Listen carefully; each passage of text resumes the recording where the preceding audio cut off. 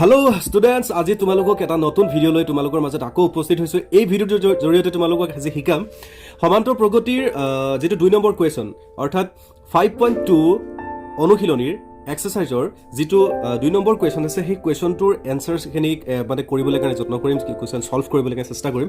আৰু ইয়াৰে প্ৰথম যেটো কোৱেশ্চন দিয়া আছে 1 নম্বৰ যেটো কোৱেশ্চন দিয়া আছে সেই 1 নম্বৰ কোৱেশ্চনটো হৈছে এটা মোস্ট এটা ইম্পৰ্টেন্ট কোৱেশ্চন বিকজ এই কোৱেশ্চনটো মেট্ৰিকত প্ৰায় আহি থাকে মানে আগন্তুক পৰীক্ষাটো আহিবই আৰু যিবোৰ পৰীক্ষা ইতিমধ্যে হৈ গৈছে সেই পৰীক্ষাবিলাকত এই কোৱেশ্চনটো আহিছে।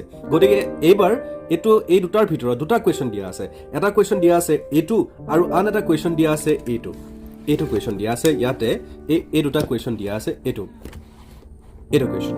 এই দুটা কোৱেশ্চনৰ ভিতৰত 1 আৰু 2 এই দুটা কোৱেশ্চনৰ ভিতৰত কোনোবা মানে হয়তো এবাৰ পৰীক্ষাত হয়তো অহাৰ চান্স আছে বিকজ কাৰণ এবাৰ যিখন প্ৰশ্ন পেপাৰ হ'ব সেই প্ৰশ্ন পেপাৰখন সম্পূৰ্ণ অপচনেল টাইপৰ মানে যিবোৰ কোৱেশ্চন 1 2 3 4 এনেকৈ A B C D চাৰিটা অপচন দিয়া থাকিব। সেই অপচন বিলাকৰ ভিতৰত যিকোনো এটা বাছি উলিয়াব লাগে আৰু অংকটো কৰিলেহে তাৰ পৰা কোনটো শুদ্ধ উত্তৰ হেতু আমি গম পাম। গতিকে এনেকুৱা ধৰণৰ মাল্টিপল এনসাৰ থকা বা মাল্টিপল চয়েস অৰ্থাৎ চাৰিটা মানে অপচনৰ পৰা এটা বাছি উলিয়াব পৰা এনেকুৱা ধৰণৰ প্ৰশ্ন বহুত সৰ্বাধিক হ'ব। গতিকে বি কেয়াৰফুল। এবাৰ যদি তোমালোকে প্ৰিপাৰেচন কৰি আছা সমান্তৰ প্ৰগতি তেতিয়াহ'লে পৰীক্ষাৰ কাৰণে এনেকুৱা প্ৰশ্নবিলাক কিন্তু বিশেষ গুৰুত্ব দিবা। 1 নম্বৰ কোৱেশ্চন হয়তো 40 মানকে আহিব। গতিকে তোমালোকক এতিয়া আৰম্ভ কৰি দিওঁ, দেৰি নকৰো। 2 নম্বৰ কোৱেশ্চনটো দিয়া আছে যে তলৰ প্ৰতিটোৰে শুদ্ধ উত্তৰটো বাছি উলিওৱা আৰু কাৰণ দেখুৱাবলৈ কাৰণে কৈছে।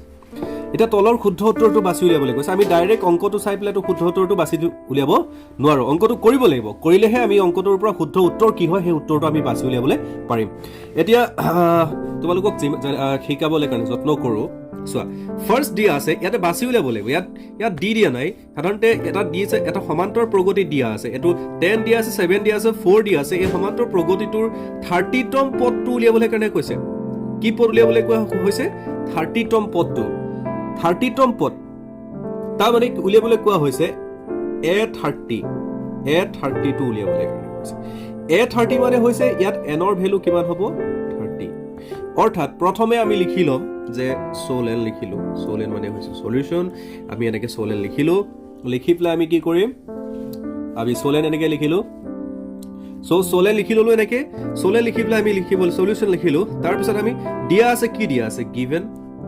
আমি লিখিলো গিভেন দিয়া আছে, AP দিয়া আছে, AP ইকুৱেল টু 10 দিয়া আছে, 7 দিয়া আছে, 4 দিয়া আছে, ডট দিয়া আছে। এইটোৰ পৰা ইয়াৰে মান দিয়া আছে A ইকুৱেল টু দিয়া আছে 10, এইটো A1 এইটো A2 এইটো A3 আৰু D ভ্যালুটো যদি আমি উলিয়াও তেতিয়াহ'লে আমি কি কৰিব লাগিব? D ভ্যালুটো উলিয়াবলৈ হ'লে A2ৰ পৰা A1 টো মাইনাস কৰি দিব লাগিব। সো আমি কি কৰিম?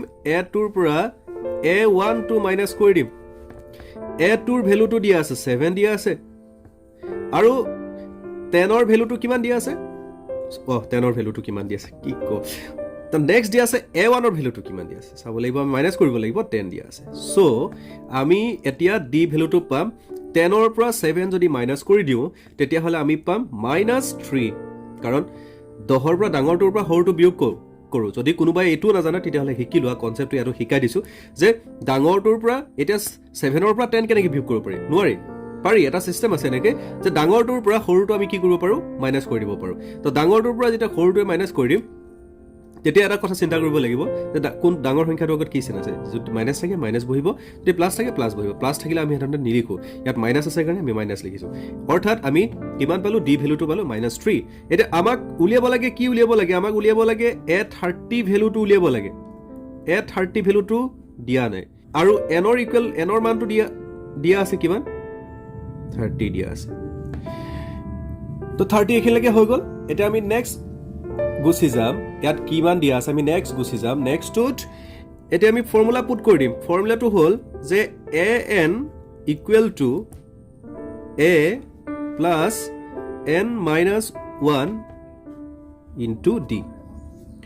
এতিয়া A30 উলিয়াব লাগে, মানে 30তম পদটো উলিয়াব লাগে। এনেকে 1 নম্বৰ পদটো 10, 2 নম্বৰ পদটো 7, 3 নম্বৰ পদটো 4, 4 নম্বৰ পদটো কিমান হ'ব নাজানো, 6 নম্বৰ কিমান হ'ব নাজানো, এনেকে গৈ পেলাই 30তম পদটো কিমান হ'ব সেইটো আমি উলিয়াবলৈ গৈ আছো।